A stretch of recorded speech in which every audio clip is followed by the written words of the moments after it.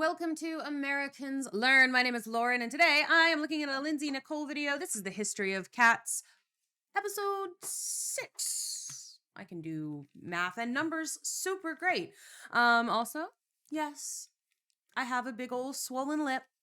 I fell down and now my lip is swollen. It is fine. It looks ridiculous, but that's the world we live in. Too bad. So sad. I am looking forward to this. I've been enjoying all of these cats episodes. I got to pet a cat last night after I fell down. It made my night much better. So thanks for watching. I hope you enjoy. And let's begin. Cats, your brain goes in many different directions. Your house cats. And also, when you think about cats, your brain goes in many different directions. Your house cats. And also wild cats. Big cats. Little cats. Extinct cats, like the saber-toothed cats. They're all cats. We've covered all of them in this series. But there's one lineage that I think deserves an episode, even though they're not cats at all. The Nimravids, also known as the false cats. You might be thinking, how can this be so? They look like cats, so they must be cats. And yet they're not. And here's where things take an even bigger twist. Nimravids were around millions and millions of years before cats even existed. Oh, wow. They're called the false cats, but in many ways, they're actually the OG cats. Oh, speak of the devil. That was perfect timing. Jesus. Okay, so allow me to introduce you to this lost... You know what? At least that cat, I will say one thing for cats. They will let you know. They will let you know what they want. lineage and answer the question, who really are the false cats? My name is Lindsay Nikole, and this is the last episode of the history of cats that we know of. That we know of, to the series name, and also to it being the last episode. First things first, I have some very exciting news. I'm teaming up with Cheetah Conservation Fund to host a fundraiser in LA on October 1st. It's called Shots for Spots. It'll be from 7 to 10 p.m. in West LA. Venue details will be provided with I think that's why it threw me off, because she wears the hat a lot, but this is I don't think I've seen her wear not that bucket hat often. It's you, and the baseball cap threw me off. There will be specialty craft cocktails, small bites, and a variety of opportunities to help raise money for CCF, like a live auction where you could win a stay at CCF, the ability to... No, her makeup looks a little weird. That's what it's like. Initially, I was like, oh, it looks amazing. And then I was like, why is it just circles? Lindsay, did you forget to blend? To name one of their recently rescued cheetah cubs, and more. Tickets will be at the link in the description. It'll send you to a PDF with more information, and then also a ticket link. There's 2 tickets, general admission and VIP. VIP will get you 2 complimentary cocktails and access to a meet and greet and photo op with me and Dr. Lori Marker, founder of CCF, at the beginning of the event. All proceeds will go directly to CCF, who work to ensure the survival of cheetahs throughout Africa. Thanks, and I hope to see you there. Now back to the video. As always, we're gonna get the general information out of the way by starting off with where Nimravids sit in the evolutionary tree compared to true cats. And for this, I'm whipping out the whiteboard once again. All cats, your lions, tigers, and the house cats currently knocking shit off the shelves in your home are in this group, felid. This also includes the extinct saber-toothed cats from the Caradons. They're saber teeth.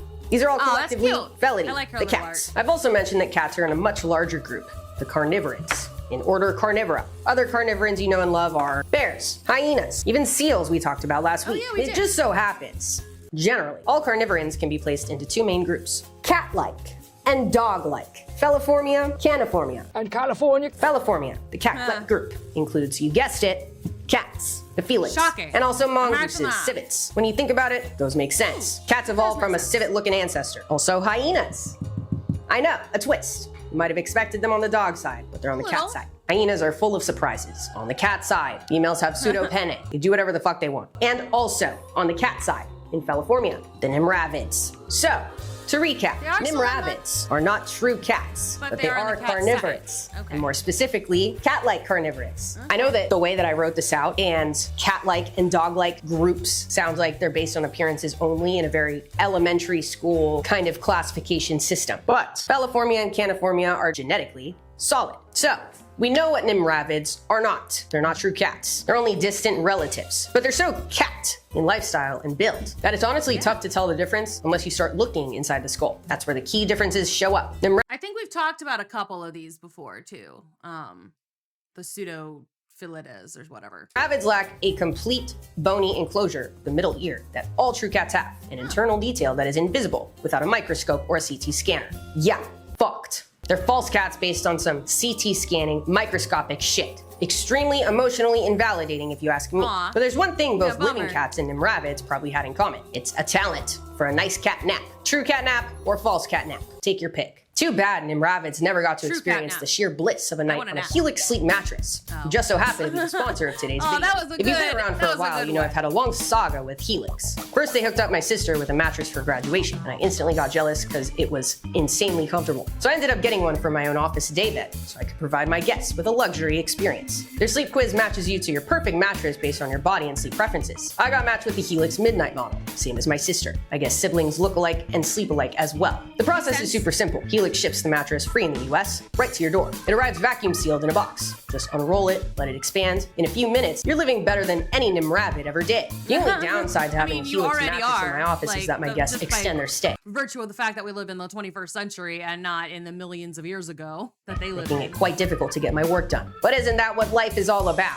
Helix is the most awarded mattress brand. The Helix Midnight Luxe has been ranked as the best overall mattress according to both Forbes and Wired and me. On top of mattresses, they Oh, also I have don't know what mattress that was. toppers That with threw me premium off. pressure relief, or even organic materials like the Birch Plush Organic Mattress Topper. They also have a variety of sheets, bedding, and pillows of all different sorts of materials, whatever you're interested in. If you're even a little curious, Helix gives you a 100-night sleep trial. Yes, 100, 100. Plus a 10-year warranty. And for those of you who 30 year, sweat like basically. banshees in the night, yes, they have options to keep you cool. There's an exclusive 27% off for viewers of this video, and that is off your entire order. Go to helixsleep.com. Thank you, Helix, for sponsoring this video and for supporting a good night's sleep for humans and the true cats in my home. Fortunately, not for the false prehistoric cats. Now, Unfortunately. back to Nimravids. Nimravids show up in the fossil record as far back as the late Eocene, like 40 million years ago. And for tens of millions of years, they dominated as the apex predators of the Northern Hemisphere. And they diversified to shit. Saber teeth, Yes, they boom.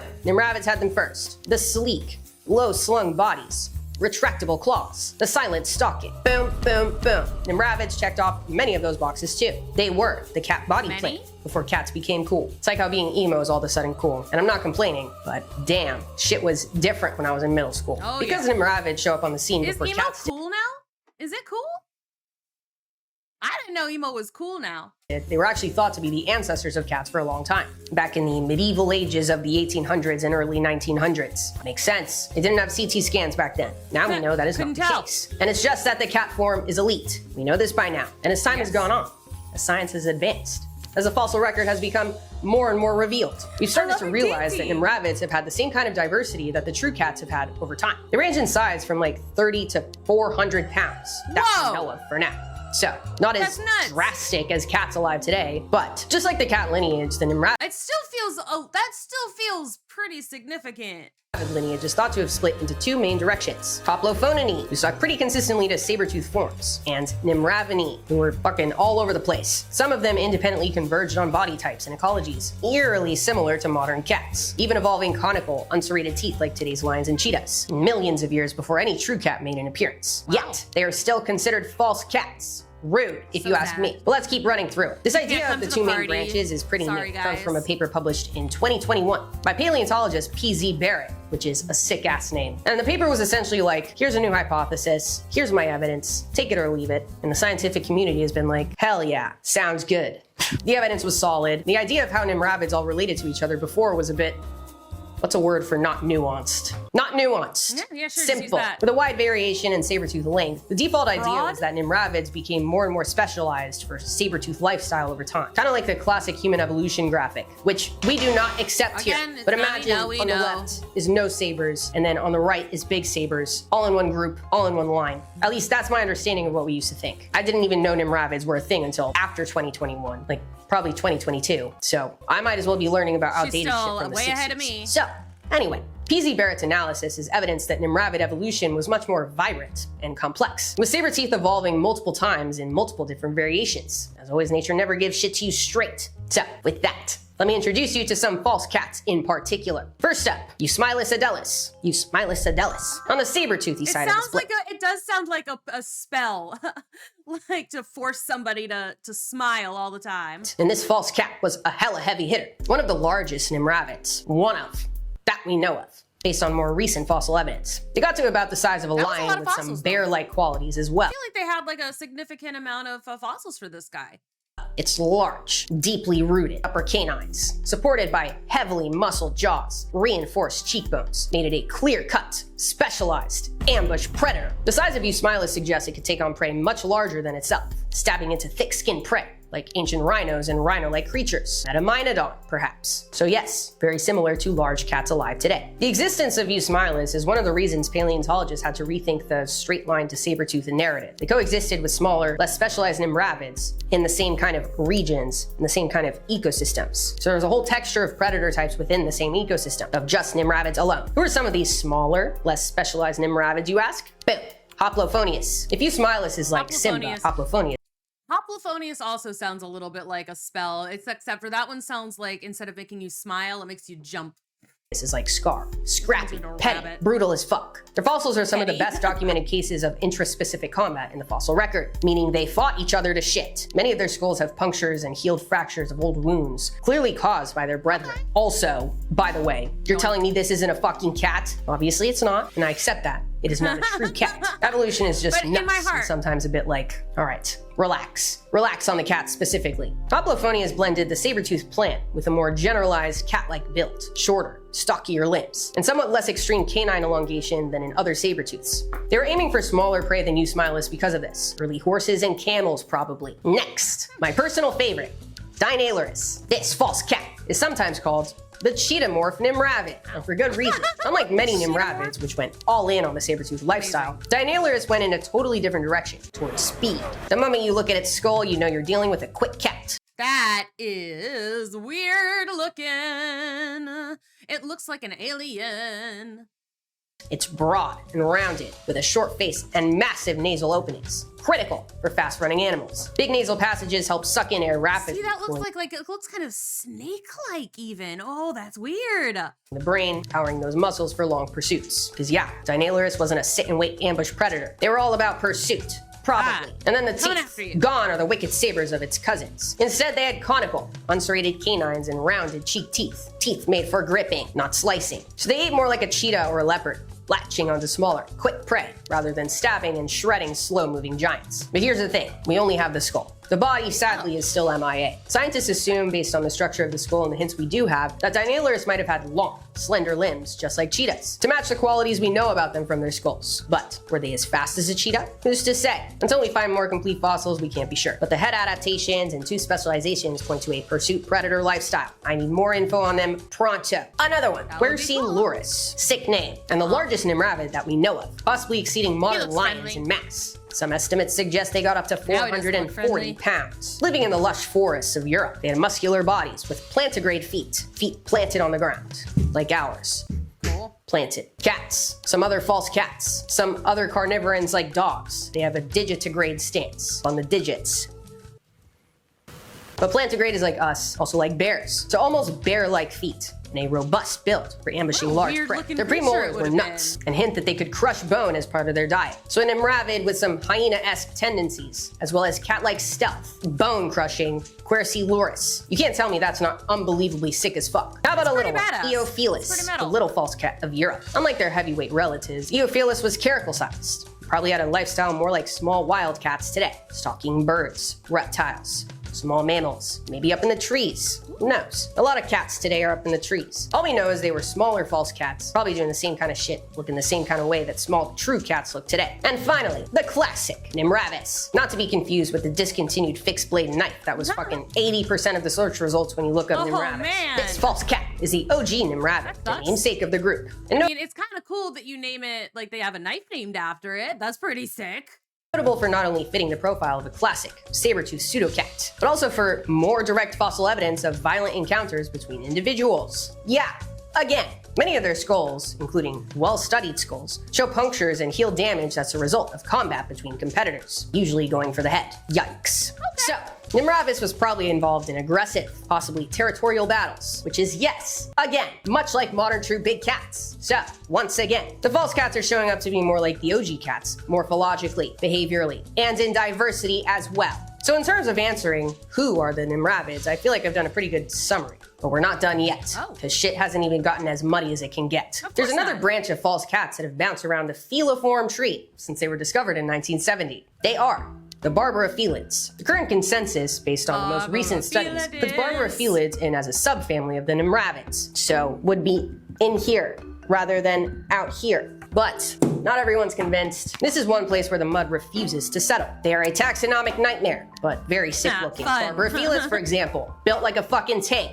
That's the one thing with Barbourofelids is you already know what the fuck is going on by their name. Barbaric, bear-like cats. Barbourofelids specifically was tiger-sized, with a skull reinforced for bone crushing and massive forearms for dragging down big prey. And their teeth, those fucking sabers, no joke, capable of slicing and grappling onto their prey. And as you can see, very smilodon and overall vibe, but via a different evolutionary path, and way earlier, back like 10 million years ago, way before Smilodon. There's one genus that really muddies the water between Nimravids and Barbourofelids. It's Prosanzana smilus, quite a name. They have a strange mix of both classic Nimravid and more mysterious Barbourofelids traits, sometimes seeming to belong to one group, sometimes the other. Really depends on the study, depends on the day. It's muddy as fuck, what can I say? But isn't that just a classic cat situation? Nature has produced the cat form multiple times, in multiple different lineages, and in a variety of ways. You've got true cats, but before that, false cats. And within the false cats, you can't tell what the fuck is this false cat, or maybe a totally separate false cat, or maybe just a different version of that other false cat. What these false cats did,